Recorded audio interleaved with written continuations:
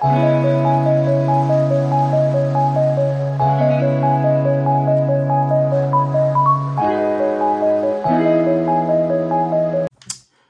bienvenue sur la chaîne de Monkey EDC. Alors, comme chaque mois, je vous fais une petite vidéo sur les couteaux qui m'ont suivi le mois précédent. Donc là, on est au mois de mars, et donc je vous fais une petite vidéo sur les couteaux qui m'ont suivi pendant les 28 jours du mois de février. Alors, dans cette rotation de couteaux, je ne vous montre pas le couteau du boulot, entre guillemets, puisque au travail, je n'utilise que des Victorinox. D'ailleurs, le dernier en date m'a bien entamé le bout du doigt. Alors, concernant ce que j'ai porté lorsque je ne travaillais pas ou en dehors des horaires de boulot, ce panel-là de couteaux m'ont suivi pendant le mois de février.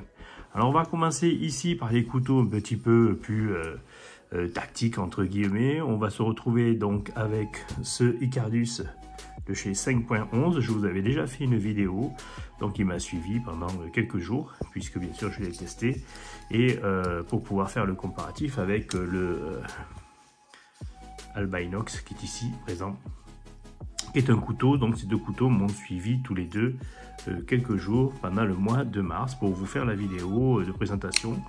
Et donc ce sont deux couteaux que je trouve moi complètement à l'opposé l'un de l'autre, hein, puisqu'ils ne sont absolument pas du tout dans la même mentalité, ni dans la même conception du port de EDC d'un couteau. Mais justement, c'est ça que j'aime bien dans la possibilité de pouvoir configurer ces EDC comme on veut, c'est de pouvoir justement varier et voir carrément même être à l'opposé selon les jours. De mentalité, c'est-à-dire que je n'ai pas tout le temps un EDC qui fait tactique, j'ai aussi un EDC pépère, puisque je vous rappelle pour ceux qui ne le savent pas que je suis fils de paysan, et que donc j'ai connu ces couteaux-là de table proprement dit, et j'ai un plaisir à y revenir régulièrement. Donc voici les deux couteaux qui m'ont suivi. Ceux-là, je vous invite à aller jeter un coup d'œil sur la vidéo. Je vous mettrai certainement le lien en bas dans la description pour ceux qui n'ont pas vu la vidéo concernant le Albinox contre le Icardus, qui sont deux couteaux budget qui ont vraiment un coût de revient miséreux. Hein. Et donc ce genre de couteau que vous pouvez porter facilement tous les jours sans avoir peur ni de les détériorer, ni de les perdre, ainsi de suite. On va retrouver donc un Spyderco, parce que régulièrement je reviens sur Spyderco, je ne sais pas pourquoi. Ça fait maintenant quelques mois que j'ai pris goût à prendre un Spyderco régulièrement, celui-ci ou d'autres, hein, le Paramilitary 3, les choses comme ça. Donc là on est sur le Yojimbo 2, la version 2, je vous avais aussi fait une vidéo de présentation de ce couteau, le Yojimbo 2, couteau qui est assez agressif dans sa conception. Hein, c'est ce que je vous disais tout à l'heure, là, donc la possibilité de varier d'un EDC à un autre selon les goûts et les humeurs. Voilà, c'est un petit peu cette mentalité que j'ai au quotidien. Le matin, lorsque je me lève, je choisis ma tenue et puis j'accompagne bien sûr avec un EDC qui va aller avec selon mes goûts du jour, mes intentions et puis la nécessité que je peux avoir dans la journée pour utiliser ce genre d'outil. Alors un couteau que je vous avais déjà montré mais il y a très longtemps, que vous avez peut-être déjà vu, on est sur le Kaiser, le Domio. Donc c'est un modèle un petit peu maintenant qui est haut de gamme, hein, enfin semi-haut de gamme de chez Kaiser. Je ne sais plus si c'est un modèle qui est toujours produit, il me semble que oui. Il a été décliné un petit peu dans la version Vagabond et ainsi de suite. D'ailleurs, je me demande même si celui-là, c'est pas le Domio Vagabond, si je ne dis pas de bêtises. Alors, ce couteau est une acquisition que je ferai auprès de Jean-Charles Laine.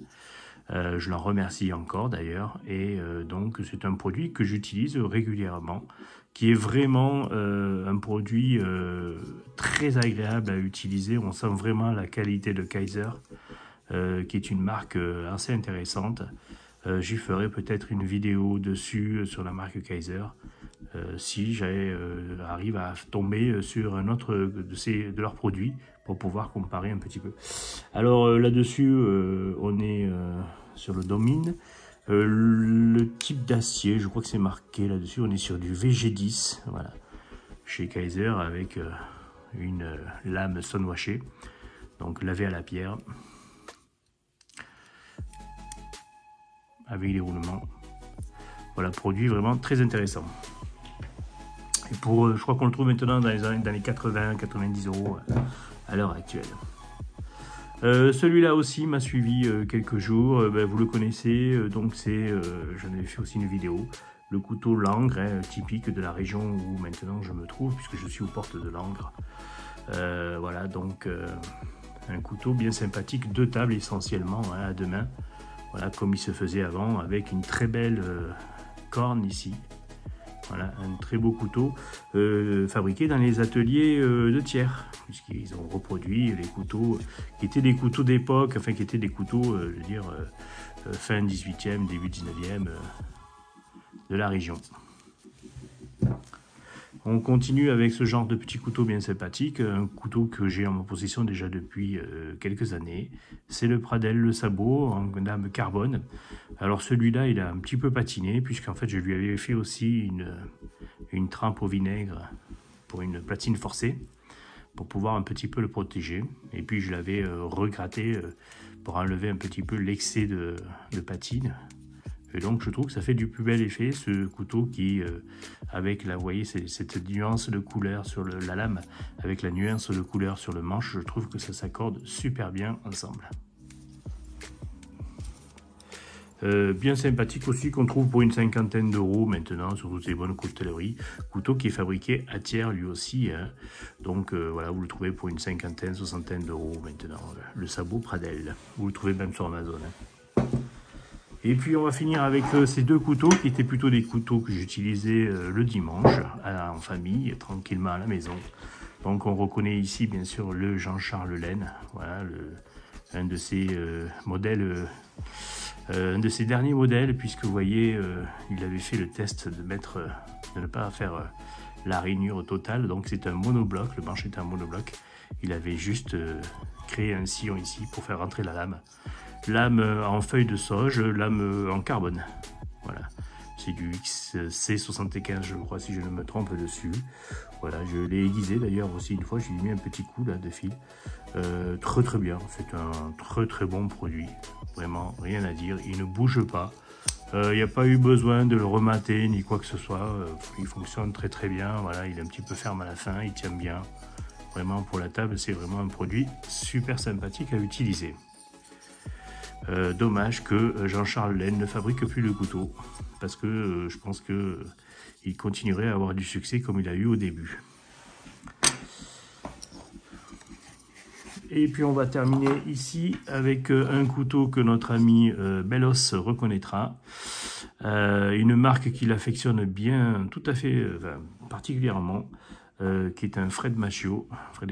Donc on est ici sur le dodu en noyer. Couteau que j'avais acheté sur la coutellerie Berthier, je crois, si je ne me trompe pas, parce que j'avais eu énormément de mal à le trouver, ce couteau-là. Généralement, les Fred Machio sont assez difficiles à trouver. Et lorsque vous en tombez sur un, voilà, si vous avez l'occasion et les finances, n'hésitez pas, ça reste un super couteau, très agréable, vraiment avec un côté rustique atypique, hein, qui est sa marque de fabrique. Alors maintenant, il les dérive même maintenant avec des systèmes à ressort, j'ai vu, enfin bon, il s'est un petit peu modernisé, pourquoi pas, mais moi je trouve que finalement ces couteaux essentiels comme il faisait au début étaient très bien à eux seuls, voilà, mais bon, il peut effectivement se lancer s'il réussit tout à fait avec des couteaux à ressort, pourquoi pas.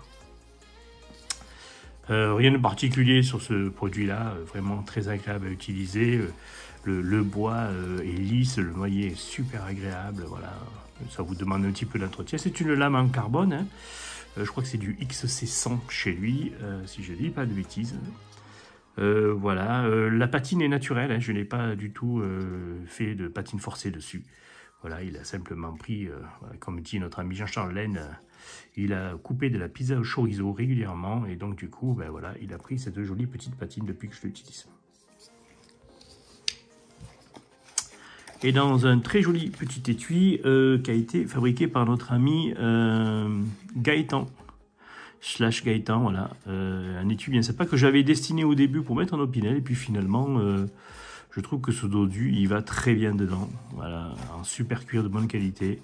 Et je trouve que ce dodu a tout à fait sa place dans cet étui fait main par notre ami Gaëtan. Voici donc les couteaux qui m'ont suivi pour le mois de février. Si vous avez des questions, des commentaires, ou si vous voulez que je vous parle plus d'un modèle ou d'un autre, n'hésitez pas, c'est avec plaisir, ça se passe en bas. Je vous invite à vous abonner si vous ne l'êtes pas, je répète régulièrement seulement cette phrase, mais tout simplement sachez que ça permet d'avoir une meilleure visibilité au niveau de YouTube pour ceux qui veulent consulter les vidéos. N'oubliez pas de la petite cloche pour les notifications. Et puis, n'hésitez pas de commenter et d'apporter votre avis. Je sais que vous êtes assez actifs sur ma chaîne lors des commentaires. N'hésitez pas, c'est toujours un plaisir de vous y répondre. Je réponds toujours personnellement à tous les commentaires. Merci bien, bonne journée à tous. Et je vous souhaite, je vous dis à très bientôt pour une autre vidéo. Ciao, ciao.